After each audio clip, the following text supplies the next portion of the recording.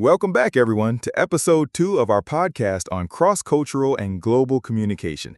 I'm Yogesh, and as always, I'm joined by my brilliant co-host, Lily. How's it going, Lily? Thanks, Yogesh. I'm excited for today's episode. It's going to be one of the most practical ones for people trying to make sense of cultural complexity. Absolutely. In our last episode, we introduced the broad idea of cross-cultural communication. Today, we're diving deeper into the frameworks that help us understand what exactly makes cultures different. And these aren't just academic models, they're incredibly useful tools. Once you start seeing patterns through frameworks like Hofstede's Cultural Dimensions or Aaron Meyer's Culture Map, you can decode communication challenges much faster. Segment 1. Why use frameworks? Let's start with the why. Why should people care about cultural frameworks? Great question. Cultural frameworks give us structure. Instead of navigating global communication based purely on intuition, we gain vocabulary and context. They help us move beyond stereotypes and engage with cultural behavior thoughtfully. Exactly. Think of them like maps. If you're exploring unfamiliar territory, having a map doesn't make you an expert, but it helps you avoid getting lost. And importantly, they offer insight without oversimplifying. They show tendencies, not rigid rules. Segment 2. Hofstede's Cultural Dimensions Theory. Let's start with one of the most well-known models, Hofstede's Cultural Dimensions Theory. Developed through decades of research at IBM, it offers 6 dimensions of national culture. Let's list them and then break them down. Power distance, individualism versus collectivism, masculinity versus femininity, uncertainty avoidance, long-term orientation versus short-term normative orientation, indulgence versus restraint. Let's begin with power distance. It reflects how much inequality and hierarchy are accepted in a culture. Exactly. In high power distance cultures like Malaysia or the Philippines, there's a strong respect for hierarchy. Leaders are rarely questioned. In low power distance cultures like Denmark or New Zealand, leaders are more approachable and flat structures are common. Then we have individualism versus collectivism. The US and the UK, for instance, are highly individualistic, emphasizing autonomy and personal achievements. On the other hand, cultures like China, Indonesia, or Colombia are collectivist, prioritizing group harmony and loyalty. The third is masculinity versus femininity. Masculine cultures like Japan or Mexico value competitiveness, ambition, and achievement. Feminine cultures like Sweden or the Netherlands focus more on quality of life, caring for others, and cooperation. Next, we have uncertainty avoidance. It measures how comfortable people are with ambiguity. Countries like Greece or Japan score high. They prefer structure, rules, and planning. Countries like Singapore or India are more tolerant of uncertainty and improvisation. Then we have long-term orientation versus short-term normative orientation. East Asian countries tend to be long-term focused, valuing perseverance and adaptability. Western countries like the US are more short-term, focused on quick wins and tradition. And finally, indulgence versus restraint. Indulgent societies like the US or Mexico allow for free gratification of desires.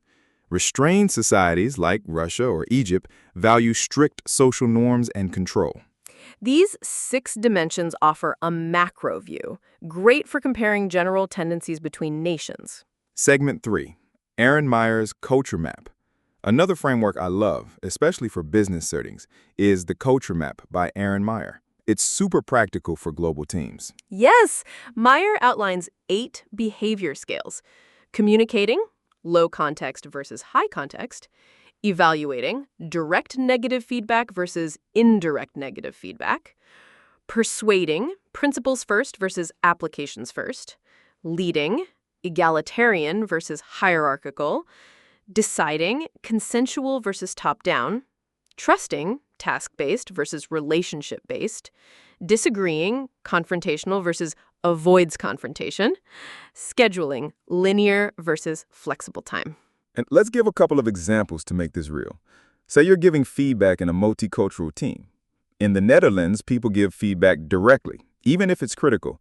But in Japan or Thailand, people cushion negative feedback in indirect, subtle ways. Exactly. So, if a Dutch manager gives direct feedback to a Japanese employee, it might seem overly blunt or even rude, but if the Japanese manager gives indirect feedback to a Dutch team member, it might be seen as unclear.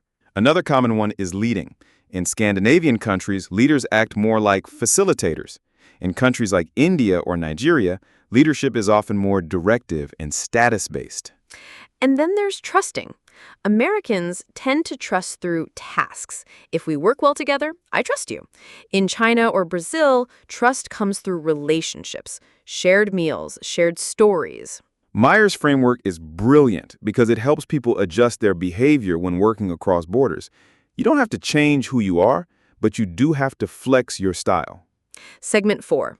Cultural frameworks versus stereotypes.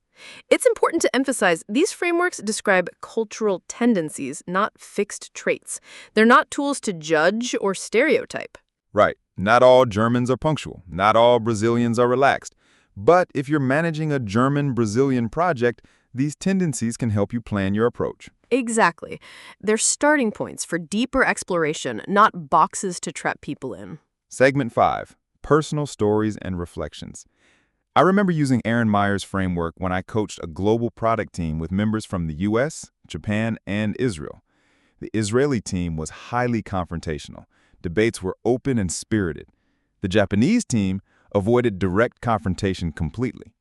That must have created communication challenges. It did, until we introduced the culture map. Once everyone understood their style and how others perceived it, the tension turned into curiosity. We even made a team culture contract that blended all three styles. That's such a great idea, creating shared norms. I once worked with an Italian client who felt frustrated by their Swedish counterpart's preference for consensus. Once we talked through Hofstede's dimensions, especially the difference in decision-making and power distance, they were able to align much more easily. Segment 6. Applying frameworks in daily work. So, how can our listeners use these models in their daily work? First, self-awareness is key. Know your own cultural defaults. Are you direct or indirect?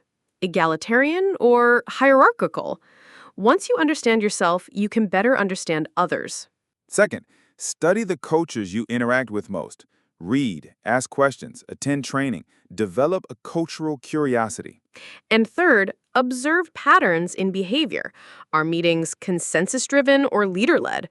What's the tempo of work? These cues help you decode the culture. Final thoughts. This episode was a deep dive, but such an essential one. Frameworks like Hofstede's and Myers give us tools to bridge gaps we didn't even know existed. And as we always say, these models are the beginning, not the end. Use them to start meaningful conversations and build mutual respect. Thank you, Lily. Beautifully said. And for our listeners, we invite you to reflect on your own experiences. Have you ever encountered a cultural misstep? What did you learn from it? If you found this episode of Corporate Communication useful, don't forget to join us at leadershipacademy.tagbizsutra.com. Do share it with your friends and colleagues and leave your review. In our next episode, we'll explore verbal and nonverbal communication across cultures. That's where things get really nuanced. Tone, body language, gestures, and more. Until then, stay curious and stay respectful.